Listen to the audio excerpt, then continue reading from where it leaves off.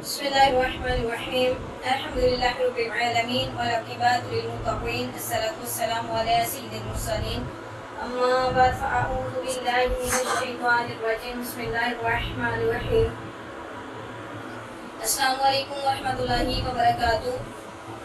پچھلے دو پارٹ میں ہم نے درود پاک کی فضیلت پیش کی تھی۔ آج ہم مولا یصلی وسلم دائما ابدا یعنی قصیدہ بردا شریف کی فضیلت بیان کریں گے۔ تو ویڈیو کو لائک کیجئے، شیئر کیجئے، کمنٹ کیجئے اور بیل آئکن کو بھی دبا لیجئے تاکہ آنے والی ہر ویڈیو آپ تک پہنچتی رہے۔ تو آئیے پیش کرتے ہیں۔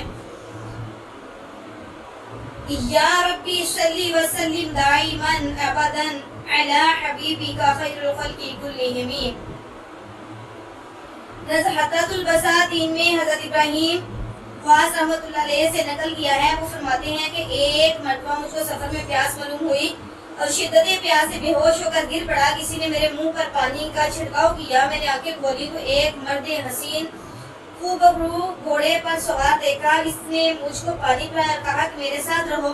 تھوڑی دیر گزری تھی کہ اس جوان نے مجھ سے کہا کہ تم کیا دیکھتی ہو؟ میں نے کہا یہ مدینہ ہے۔ اس نے کہا ادھر جاؤ، میرا سلام حضرت رسول صلی اللہ علیہ وسلم سے کہنا اور عرض کرنا آپ کا بھائی خضر آپ کو سلام کہتا ہے۔ شیخ ابو الخیر قطع رحمۃ اللہ علیہ فرماتے ہیں میں مدینہ منورہ میں آیا، 5 دن وہاں قیام کیا، کچھ مجھ کو ذوق و لطف حاصل نہ ہوا۔ میں قبر شریف کے پاس حاضر ہوا اور حضرت رسول اکرم صلی اللہ علیہ وسلم اور حضرت ابوبکر صدیق رضی اللہ تعالیٰ عنہ اور حضرت عمر فاروق رضی اللہ تعالیٰ عنہ کو سلام کیا اور عرض کیا اے رسول اللہ آج میں آپ کا مہمان ہوں۔ پھر وہاں سے ہٹ کر ممبر کے پیچھے سو رہا، خواب میں حضور سرور عالم صلی اللہ علیہ وسلم کو دیکھا۔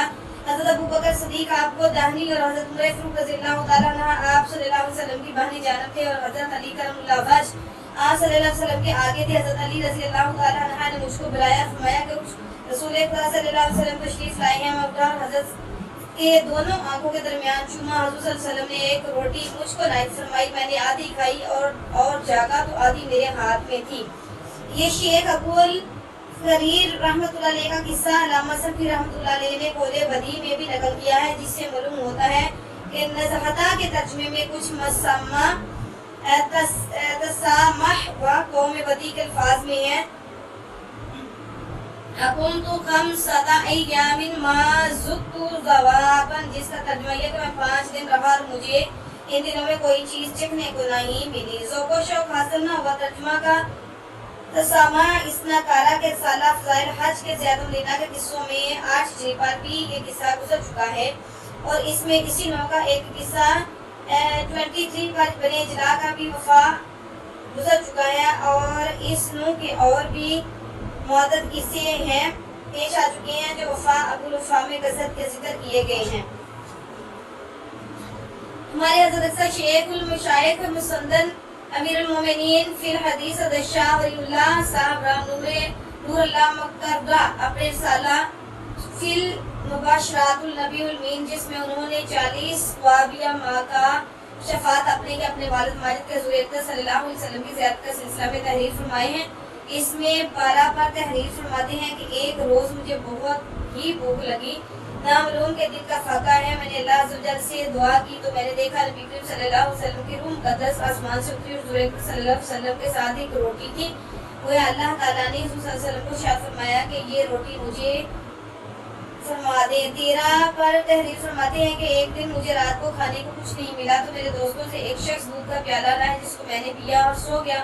خواب میں نبی کریم صلی اللہ علیہ وسلم کی زیارت ہوئی، حضور نے ارشاد فرمایا کہ وہ دودھ میں نے ہی بھیجا تھا، جس میں یعنی میں نے توجہ سے اس کے دل میں یہ بات ڈالی تھی کہ وہ دودھ لے کر جائے اور جب صوفیہ کی تو جہاد معروف و مترابط ہو تو پھر سید الاولین صلی اللہ علیہ وسلم کی توجہ کا کیا پوچھنا۔ حضرت شاہ صاحب رحمۃ اللہ علیہ 15 پر تحریر فرماتے ہیں کہ میرے والد نے مجھ سے بتایا کہ وہ ایک دفعہ بیمار ہوئے تو خواب میں نبی کریم صلی اللہ علیہ وسلم کی زیارت ہوئی۔ حضور صلی اللہ علیہ وسلم نے ارشاد فرمایا میرے بیٹے کی طبیعت کیسی ہے؟ اس کے بعد شفاعت کی بشارت عطا فرمائی اور اپنی داڑھی مبارک میں سے 2 بال عطا فرمائے۔ مجھے اسی وقت سے حجاب ہو گئی اور میری آنکھ کھلی تو وہاں دونوں بال میرے ہاتھ میں تھے۔ حضرت شاہ صاحب رحمۃ اللہ علیہ فرماتے ہیں کہ والد صاحب نے نور اللہ مکرہ ان دونوں میں سے ایک مجھے فرمایا تھا۔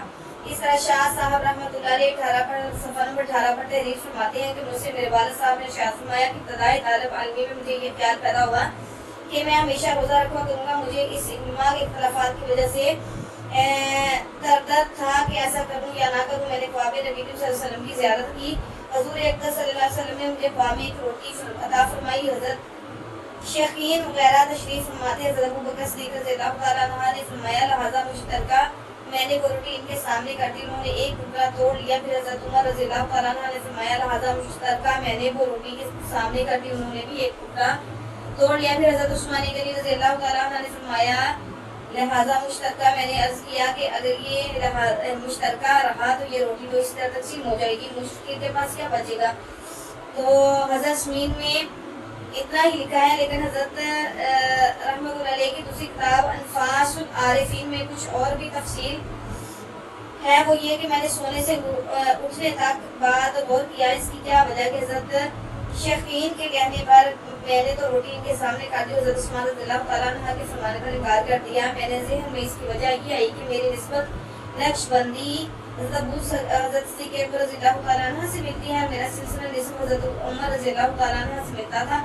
اسی لیے ان دونوں حضرات کے سامنے تو مجھے انکار کی جرت نہیں ہوئی. اور حضرت عثمان غنی رضی اللہ تعالیٰ عنہ سے میرا تو سلسلہ سلوک ملتا تھا نہ سلسلہ نسب. اس لیے وہاں بولنے کی جرت ہو گئی. یہ حدیث لہذا مشترکہ والی محدثین کے نزدیک تو متکلم میں ہے. اس کے مطابق اپنے سالہ فضائل حج کے ختم پر بھی دو کسی واقعہ ہیں. اس حدیث سے تعریف نہیں کرنا. اس جگہ تو یہ بیان کرنا تھا اجود الناس سید القولین علیہ افضل الصلاۃ والتسلیم کہ امت پر مادی برکات بھی حاصل ہے. تو دیکھا کہ جو اللہ تبارک و تعالیٰ اور اللہ کے پیارے محبوب سے محبت کرتے ہیں ان کا اللہ تبارک و تعالیٰ کے پیارے محبوب صلی اللہ علیہ وسلم خواب میں آتے ہیں اور آ کر اپنے پیاروں کی مرادوں کو پورا فرماتے ہیں. اللہ تعالیٰ ہمیں سن کر عمل کرنے کی توفیق عطا فرمائے. وما علینا الا البلاغ المبین. آمین ثم آمین یا رب العالمین.